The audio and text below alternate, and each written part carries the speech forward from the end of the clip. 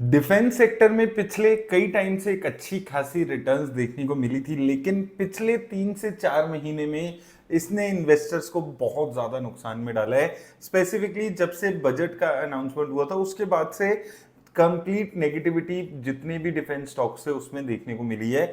ये स्टॉक्स अपने all time high से 30-40% तक भी करेक्ट हो चुके हैं। ऐसे में क्या आपको डिफेंस सेक्टर के फंड्स में इन्वेस्ट करना चाहिए? अभी मेजरली दो फंड्स अवेलेबल है, एक मोतीलाल ओसवाल का डिफेंस इंडेक्स फंड और एक एचडीएफसी का डिफेंस फंड। ये दोनों फंड्स को हम देखेंगे। हालांकि एचडीएफसी डिफेंस फंड में अभी नई एसआईपी और लमसम बंद है, लेकिन अगर आपका पैसा लगा हुआ है, आपकी एसआईपी चल रही है, तो आपको एचडीएफसी डिफेंस फंड में क्या करना चाहिए इस पे हम बात करेंगे। और उसके साथ क्या आपको अपनी एसआईपी इंडेक्स फंड में इसके शुरू करनी है, ये दोनों चीजों पे हम बात करेंगे। तो सबसे पहले एचडीएफसी डिफेंस फंड को यहां पर अगर आप देखेंगे, यहां पर रिटर्न्स की बात करें तो देखिए 3 महीने में 10% की गिरावट आपको देखने को मिली है इस फंड में, लेकिन एक साल में 82% की रिटर्न्स अभी भी आपको देखने को मिलेगी। Majorly Bharat electronics, Hindustan aeronautics जैसी कंपनीज में इसने पैसा लगाया हुआ। उसके अलावा आप और भी कंपनीज यहां पर देखेंगे, Solar Industries, Astra Microwave, Premier Explosives, इस टाइप से और अलग अलग कंपनीज आपको देखने को मिलेगी। इसके अलावा कुछ एविएशन, कुछ और सेक्टर्स की भी कुछ दो चार कंपनीज, जैसे सिविल सेक्टर की एलएनटी, एयरलाइन की इंटरग्लोब एविएशन जैसी कंपनीज आपको देखने को मिलेगी। टोटल 20 कंपनीज हैं इसके पोर्टफोलियो में। और ये फंड अभी अगर आप देखेंगे, इसने अपनी लमसम और एसआईपी मोड दोनों बंद कर दिया है, क्योंकि इस फंड का जो एसेट अंडर मैनेजमेंट है वो लगभग 4000 करोड़ के आसपास ऑलरेडी हो चुका है। और इस फंड को लग रहा है कि अब एक्स्ट्रा पैसा ये और डिफेंस कंपनीज में इन्वेस्ट नहीं करना चाहता, इसलिए इन्होंने अपनी जो इनकमिंग फंड्स हैं उस पर एक लिमिटेशन लगा दी है। इसके साथ Motilal Oswal Nifty India index fund है, यहां पर भी काफी इन्वेस्टर्स पैसा लगा रहे हैं। आप देखेंगे 3 महीने पहले ही फंड आया और 2100 करोड़ की मार्केट कैप ऑलरेडी हो चुकी है इस फंड की। यहां पर आप देखेंगे इस फंड का और भी ज्यादा बुरा हाल है।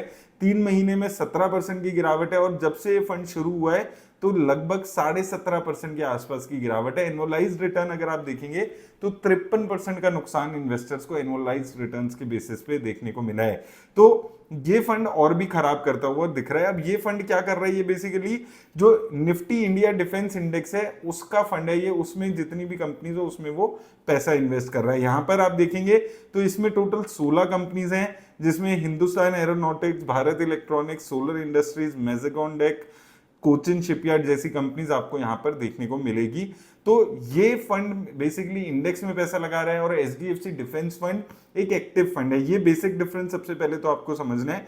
और यहां पर अगर आप कंपनीज की बात करें, जैसे हिंदुस्तान एरोनॉटिक्स की यहां पर हम बात करते हैं, इस कंपनी की मार्केट कैप 3 लाख करोड़ के आसपास है, प्राइस टू अर्निंग 36 के आसपास है। अब यहां पर आपको चीज देखनी है कि यहां पर कंपनी की ग्रोथ बहुत ज्यादा उस लेवल की नहीं देखने को मिली है। जैसे कि प्रॉफिट की ग्रोथ 37% की देखने को मिली है, सेल्स में ना के बराबर ग्रोथ है 3 साल में 10%, 9%। एफएमसीजी सेक्टर की ग्रोथ जैसी ग्रोथ यहां पर लगती है, लेकिन शेयर के प्राइस में एक्सपेक्टेशन है कि आने वाले टाइम में कंपनी बहुत अच्छा ग्रो करेगी, इसलिए ऑलरेडी एक साल में 126%, 3 साल में 85% और 5 साल में 65% की सीएजीआर से रिटर्न है, यानी कि एक मल्टी बैगर शेयर ये बना है।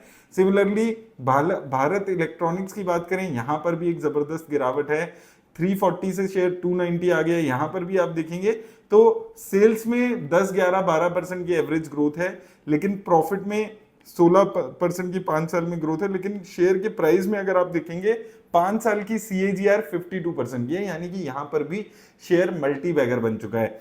मेजोगॉन डॉक की बात करें, अगर इस शेयर की बात करें, यहां पर भी अगर आप देखेंगे तो शेयर में गिरावट है, अच्छी खासी इस शेयर में गिरावट है। यहां से आप देखेंगे तो यहां पर ग्रोथ नजर आ रही है। ये एक शेयर है जहां पर आपको एक अच्छी ग्रोथ नजर आ रही है और रिटर्न्स भी एक जबरदस्त आई है।